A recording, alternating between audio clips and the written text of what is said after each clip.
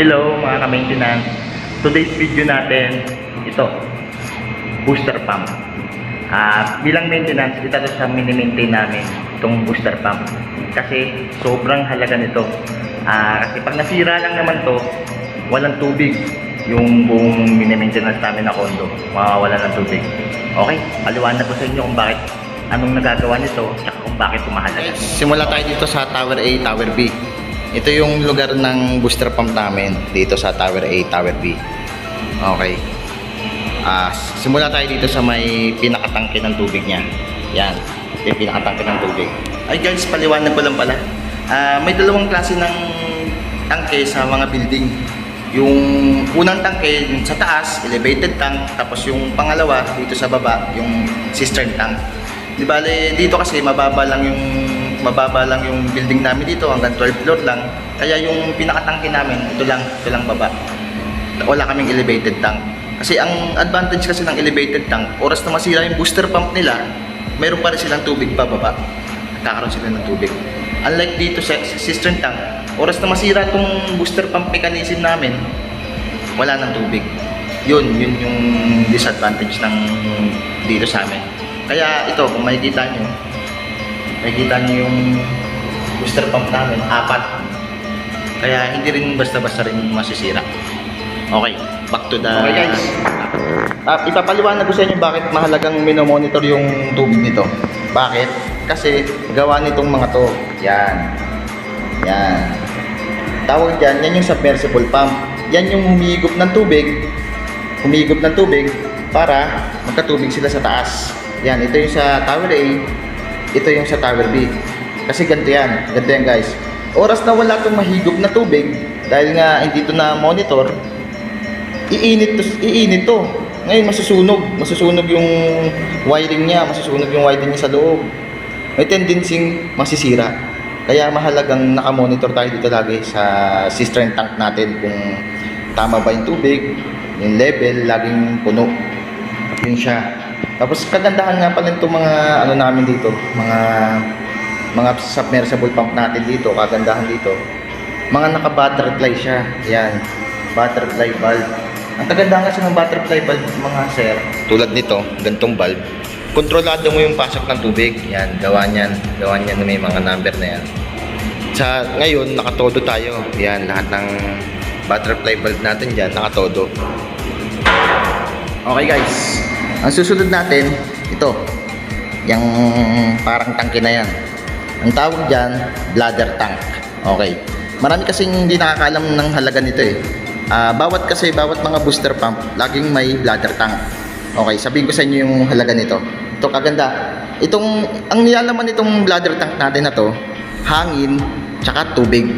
Okay, isipin nyo, pinagsalo yung dalawa na yun, syempre magkikreate siya ng pressure. Ang kagandahan kasi nito, meron siyang pressure gauge. Yan. Tingnan yung pressure gauge niya. Diba? Nasa 30 PSI. Okay, paliwanag ko sa inyo kung ano talaga nagagawa nito. Okay, sa madaling salita kasi ito, ang tawag dito backup. Backup siya ng para dito sa mga submersible natin na to. Okay, bigyan ko kayo ng example. Yung pinakamadaling sample na kaya kong ipaliwanag. Okay. Itong si submersible 1, umandar siya ng 5 minutes. Kasi ito may mga oras yan. Gawa ng panel na yon. Nabibigyan niya ng oras. Ito, halimbawa, umandar ng 5 minutes. Siyempre, pagkatapos niya umandar, mainit pa yung motor niya. Ito naman yung tatakbo. Magsasalit-salitan kasi yan sila eh. Pag umandar naman to, siyempre, mainit pa yung motor niya. Bago siya pumunta ulit dito, dahil mainit pa yung motor nito, ito muna yung magbibigay ng pressure samantala ng 30 PSI.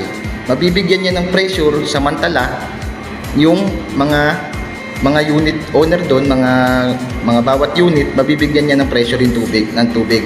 Ngayon pag naubos na tong si 30 PSI, tsaka pa lang ito gagana si susunod. Ngayon, napiprevent niya yung pagkasira ng mga to. Napiprevent nito. Kaya ang laki ng tulong nito. Good na may ganito yung mga bawat mga establishment. May bladder tank. Yan yung nagagawa ng bladder tank. Yun yung pinakamadali kong mapapaliwanag sa inyo. Okay, dito naman tayo sa isa. Okay guys, dito na tayo sa may panel. Okay, ito yung panel niya. Ito. Ito yung submersible 1, submersible 2, submersible 3, submersible 4. Yun, yung submersible 3 namin naka-off siya kasi gawa ng sira siya. Yung natatnan ko siya, sira na eh. Okay, dito tayo sa main display. Ayan, ako sa inyo. Run set value 4.5 kgf. Oh, kilogram force. Yan yung ibig sabihin niyan. Okay, ganito yan. Yung kilogram force na yan, equivalent din naman ng PSI yan. Kaso may conversion siya. Pakita ko sa inyo kasi kinonvert ko siya sa kanina sa Google, kinonvert ko yung 4.5 na yan. Lumabas siya 64 PSI. Yan yung nalalabas ng yan, 64 PSI. Oh, tapos yun yung pump 1, naka-individual siya, ibig sabihin gumagana. Pump 2, naka-stop, tapos pump 4, stop. Yan. Tapos mamaya magpapalit na yan sila. Yun, tulad na sinabi ko sa inyo. Nagpapalit-palitan sila. Gawa nitong system na to. Okay, napaliwanag ko sa inyo yung KGF ha. Kasi dun sa kabilang sa CD, iba yung booster pump naman doon. Ang nakalagay naman doon bar. Mamaya papaliwanag ko sa inyo kung ano yung bar na yan. Ito naman yung pressure gauge niyang mga yan, submersible pump na yan. Yung gauge na yan, hindi yan nalalayo doon. Kung yun 4.5, ito, yan nalalapit lang din naman siya, nasa 4 lang din naman siya. Okay guys, dito muna tayo sa video na to sa Tower A and B. Proceed tayo doon para makita nyo yung sinasabi ko na may bar. Okay guys, medyo maingay dito eh. Dito na tayo sa may booster pump ng C tsaka D. Ito yung sa Tower C namin. Dito sa Tower C, parang ganun lang din naman, walang pinagkaiba. Yung dun lang naman is touch speed. Pero ganun din, 4.7 yung kgh. O kung pag kinonvert sa PSI, mga nasa 70 PSI ito. Tapos ganun din, may submersible 1, submersible 2, may submersible 3. Yan yung sa Tower C. Dito tayo, ito. Ito yung ladder tank niya, laki. Yung ladder tank yung maliit. Kasi laki ng pump nito. Itong pump na to, ito yung bagong pump na namin. Yung mga pump na to, may mga sari-sariling panel. Ayun ang nakikita nyo. Nakikita nyo yan, 6.69 bar. Yan. Ibig sabihin ng bar na yan, ganun din, conversion din siya. I-convert nyo lang din sa Google, convert nyo siya. Yan, 6.39 yan. Yung kanina, kinonvert ko yan sa Google kanina, nasa 94 PSI. Tapos, hindi rin siya nalayo dito sa gauge niya. Ganun nga, ayun, nasa 100 to 94 PSI. Yun siya guys. Yan, kasama yung sa minomonitor namin mga maintenance. Sana may natutunan kayo kahit paano. Sa susunod nating topic, genset naman kasi kasama rin yun sa minomonitor namin. Okay guys, dito lang tayo. Next video na lang.